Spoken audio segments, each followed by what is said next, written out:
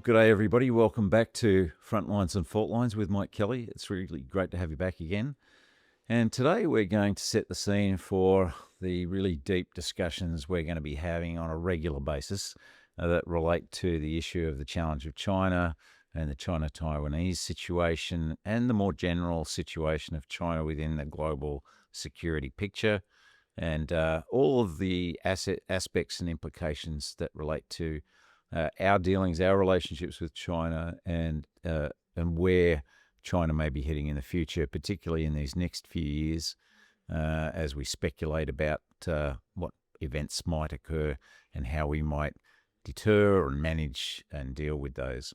So I'm going to start today with a bit of a background on modern China. Obviously, you could go back thousands of years to talk about Chinese history. An incredibly rich and impressive civilization and an incredibly impressive people in general.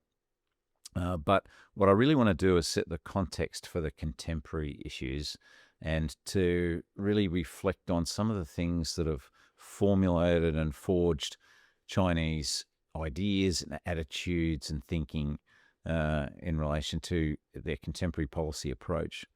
And those, need to be understood if we're to ever engage effectively in conversation with China.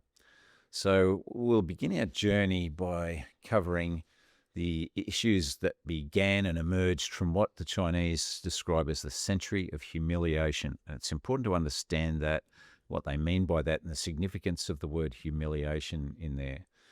And then we'll scroll forward through some of these major events that are part of the building on that and the social and other political attitudes that were forged in the context of the Opium Wars, the end of the Qing dynasty, the rise of the Communist Party, the Civil War, what Mao Zedong was able to do in shaping China, and then the post-Mao era and the trajectories that were being manifested for a while there, and then what China's modernization and global rise looked like through to 2012. So we're going to really create the build-up to the rise of Xi Jinping, and then the factors relating to specifically to Xi Jinping's impact on China and the world will be considered separately. So we will just lay this foundation. So we're beginning our conversation here in the period from 1839 to 1911 in the late Qing dynasty.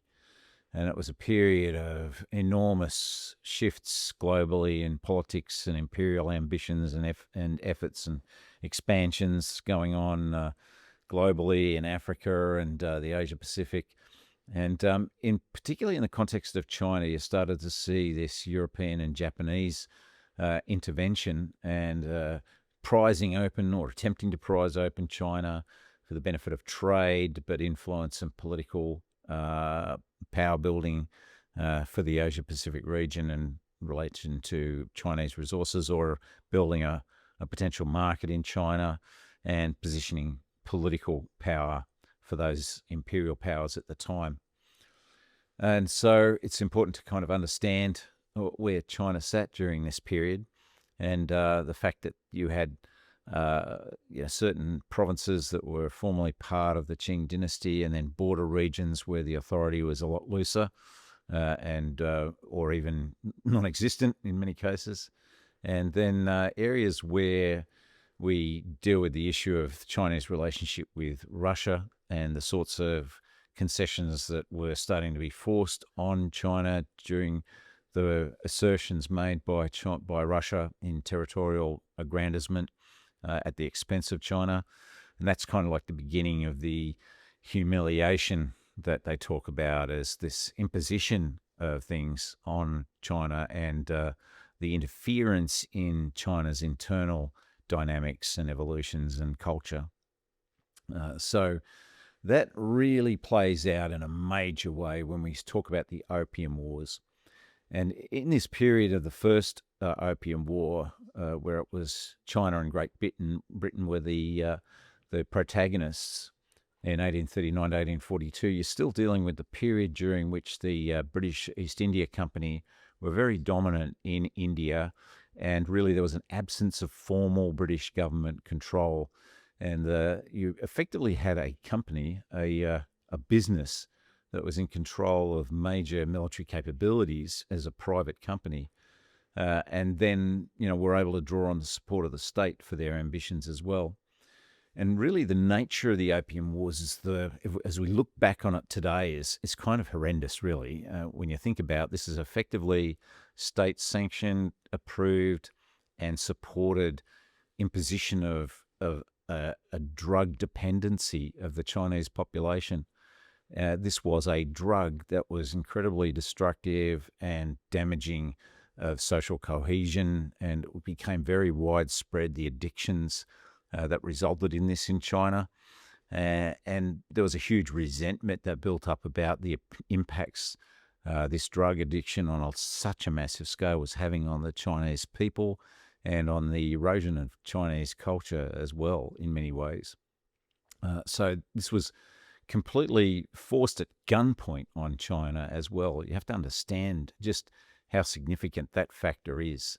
That there was no negotiation, no evolution of trade, no sanctioning of this from China. It was completely being shoved down their throats at the end of a bayonet, or at least of a naval cannon. So the first Opium War, Britain really imposes this trade of opium, which was being sourced from the subcontinent through the domination they were exercising in their imperial control of the subcontinent. And then you had the second Opium War, very much of the same nature, but with France joining in this time as well, as they had possessions in the subcontinent as well during this period, from 1856 to 1860. So that's kind of setting the scene now for how people in China will be casting European powers, and whether it's a positive or a negative relationship or influence, and the impacts that it then starts having internally in China and breaking down Chinese society, etc. And then I want to sort of focus on some of the dynamics that really start tearing China apart in many ways. And a lot of these events that we'll talk about, it resulted in the loss of human life on an absolutely biblical scale. I mean, there's just massive trauma, massive loss of life caused through these events. And the first of these of that significance is the Taiping Rebellion between 1850 and 1864. And throughout human history, you'd struggle to find a conflict that resulted in 20 to 30 million casualties. That's 5 to 10% of the Chinese population lost during this Taiping Rebellion. And it really ruined the economy, and it starts undermining the Qing dynasty's economic posture at the same time as they're losing ground politically because of being seen to be ineffective in dealing with this European imposition on them, and the humiliation factor. People have to understand the Chinese people are very proud people and quite sort of nationalistic. And so when they see disrespect for their culture or the inability to stand up for themselves physically through security capability, etc., then that's what they describe as a humiliation, given that they revere their long and impressive history, their civilization, and what it developed and what it contributed to the world. So that impact was compounding those attitudinal issues associated with the insult to their nationalism, with the breakdown of their physical and economic conditions.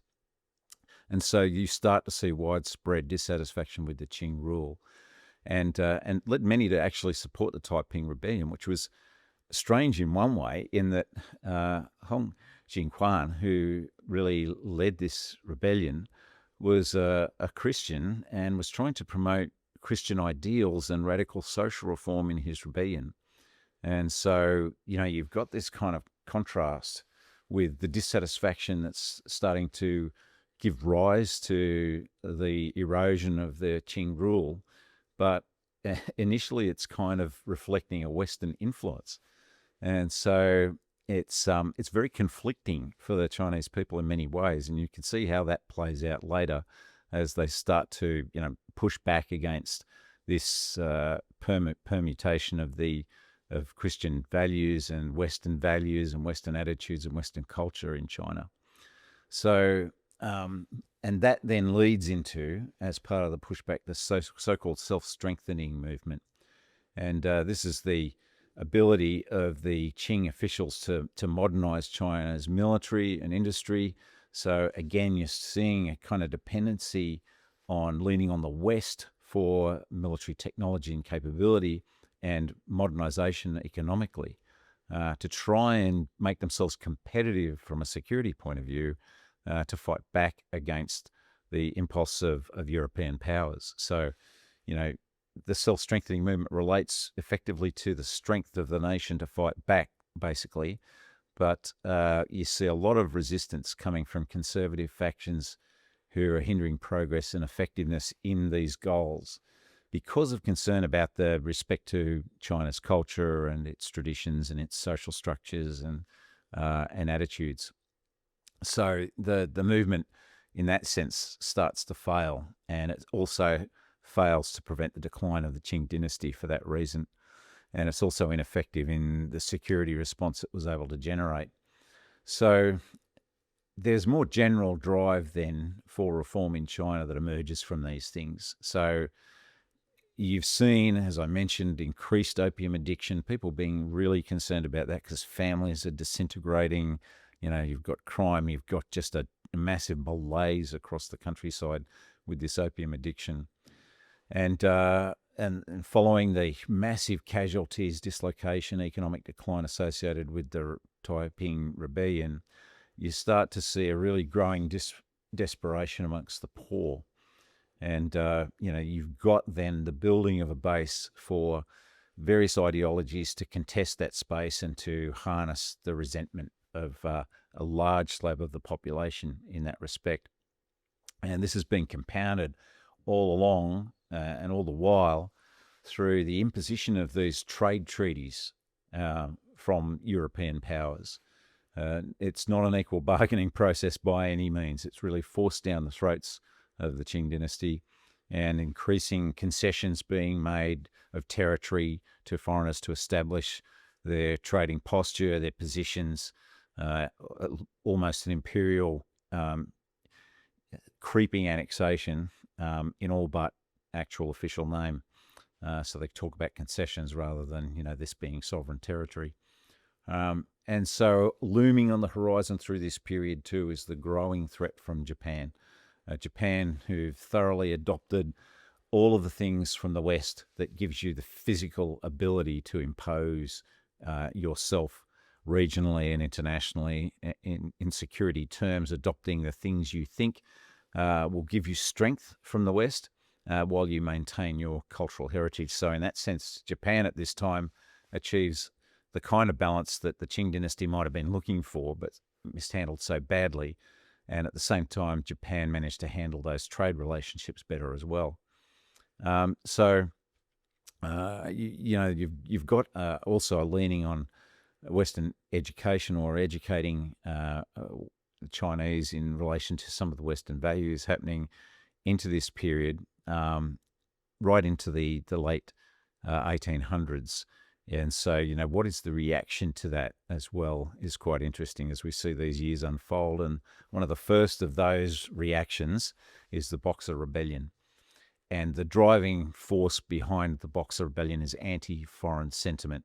And it's called the Boxer Rebellion. It was a shorthand European term because these people that united around this faction were heavily into martial arts and physical training. So therefore, it became called the Boxer Rebellion from 1899 to 1901. And so really they were just determined to push back against Western imperialism and foreign influence.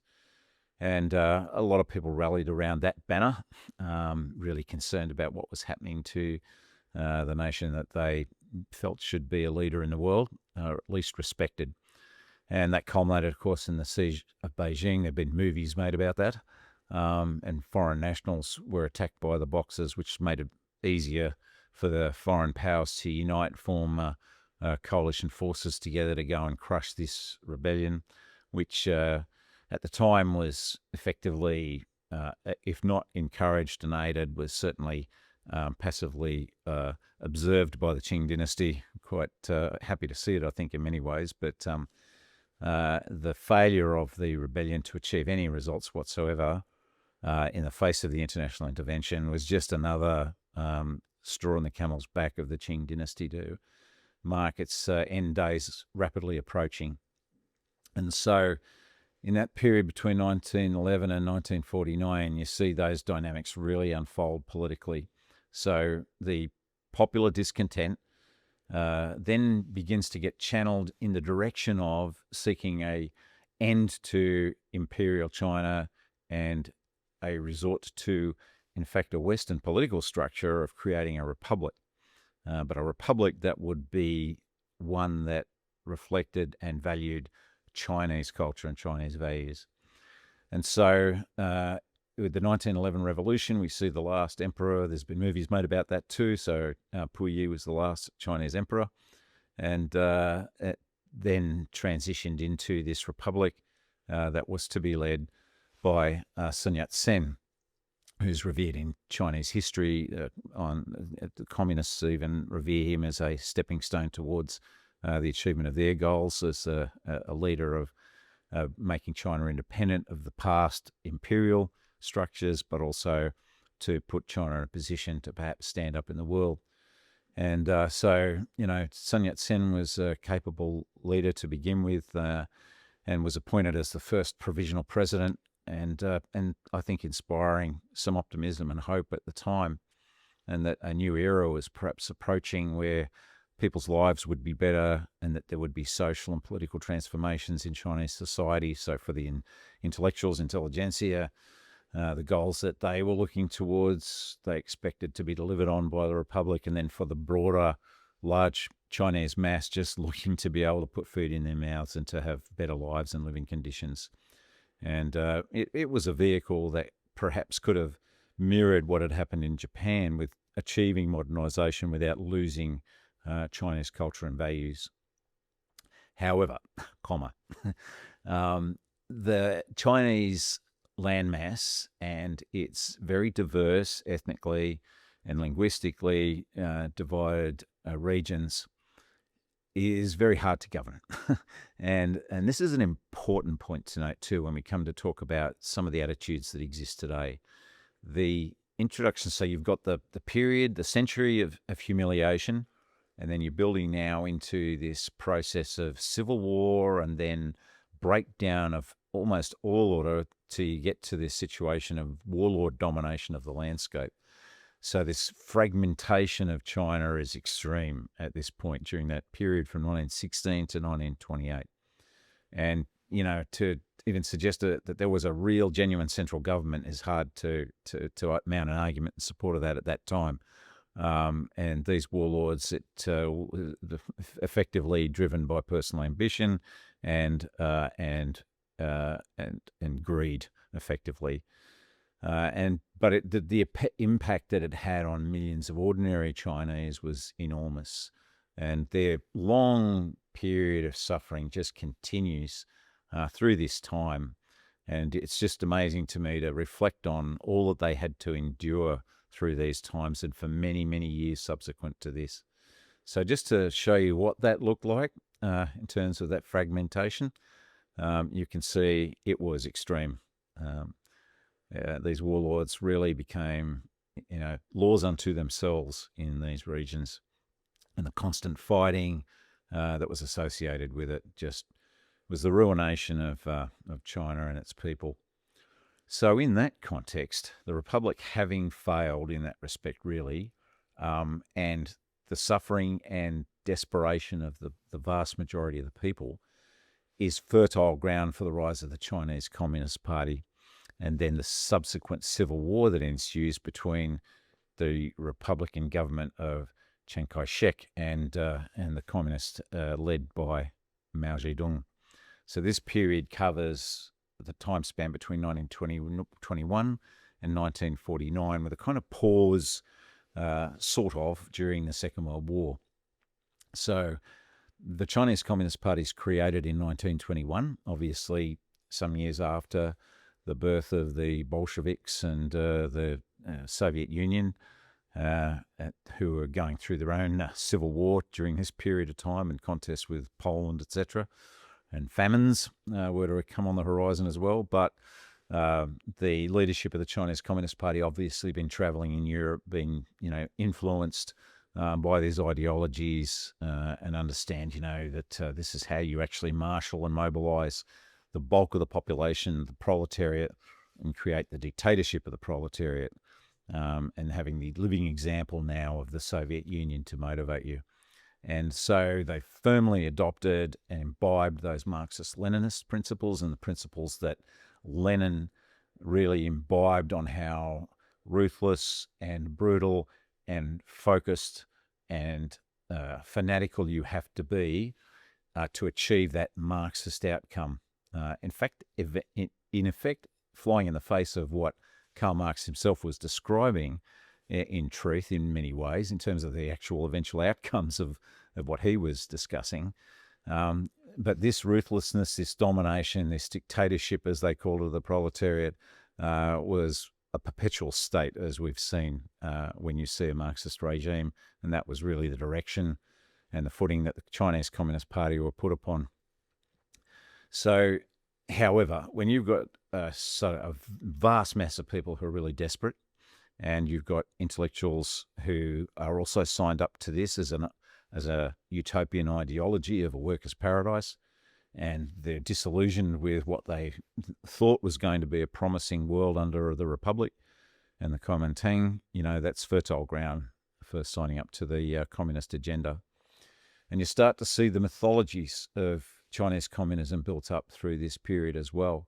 And in particular, one of the founding narratives is the Long March from 1934 to 35, which happened in reality, and it was a test of endurance, and the endurance and perseverance and fanatical devotion to the cause that was forged in this period and demonstrated was to really underpin the strength of the leadership, and I guess also to make them a rallying point when it came time to seeing who was seriously capable of facing up to the Japanese, for example.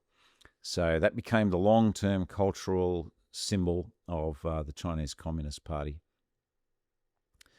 So, then you have the period of the Second World War where the Japanese invasion causes a bit of a pause in the all-out civil war between the nationalists and the communists, which resumes in earnest in 1945. There were areas of China during World War II that were controlled by the communists and areas that were controlled by the nationalists, and the nationalists were the formal government during that time and were brought into the conversations of the major Allied powers during the war, and President Chiang Kai-shek was the acknowledged leader internationally, and then continued to be post-war and took up the seat of China at the United Nations, including the veto power in the Security Council at that time. So, but this contest was an unequal one in terms of the popularity of the Chinese Communist Party narrative against the failure of the nationalists in government. It's always easier to portray a vision, a utopian vision, in the context of a failure that's currently existing and the suffering that you're enduring, looking for something brighter and better. So this is obviously a significant situation for world history, for us locally, and also for the international world order when the Chinese communists are successful in 1949. So you can see the last phases of that campaign and the various areas that were controlled during that time. Widespread conflict again across the mainland of China. You see there's almost been no pause of the strife and suffering that has gone on since the late 19th century into the middle of the 20th century so far, and more to come. So the People's Republic of China under Mao Zedong obviously wasn't a democracy, and Mao had an iron grip on government. The mythologies that had been built around him, the Long March story and the success of their fight against the nationalists really put him in an unassailable position in the leadership of the Communist Party. And so the proclamation of the establishment of the People's Republic, October the 1st, 1949, and still existing today as other sort of communist powers or communist governments have waxed and waned over the years or disappeared, or in the case of Russia, sort of found new forms in terms of dictatorship. They really haven't bent at all from the overall structure and approach of their rule. There were times when it sort of looked to be on a different trajectory, and we'll come to that. So, national unity was going to be forged one way or the other through this period, and it meant tight discipline, tight impositions, and a lot of suffering, again, on the Chinese people to progress. What was Mao's ambition was to modernize China, to achieve its ability to defend itself. That Chinese experience during World War II was absolutely horrendous. The Japanese caused massive suffering, massive large-scale slaughters and rape across the countryside. People may be familiar with the story of the rape in Nanjing. Probably 300,000 people died or raped and mutilated during that period. Horrendous treatment of Chinese populations, experimentations on them. It was just a horrendous time, and again adding to their humiliation at not being able to stand up to that. And so really has made a significant impact on China's attitude to security, that Japanese experience. So century of humiliation, building through the warlord period of, how do you actually run a country like this? Is it always going to be vulnerable to ungovernability and fragmentation? And then through to, how do you actually defend yourself against, horrendous challenges like the Japanese invasion? And of course, the Great Leap Forward was more like the Great Leap Backwards in the end, and the impact, and again, millions of deaths associated with widespread famine, very reminiscent of what had happened in Russia under the Soviet Union in the 30s. And we talked before about the suffering in the Holodomor for the Ukraine, where they lost millions of people in that famine, reflected again in China.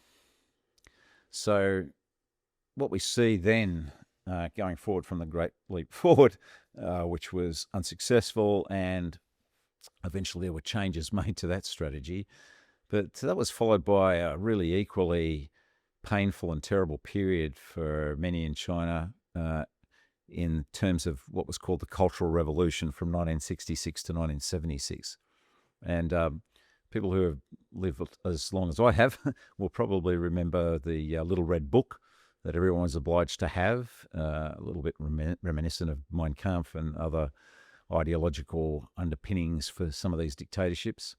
And so everyone was obliged to have their Little Red Book, and so there were all these images of Chinese people in parades waving their Little Red Book, etc.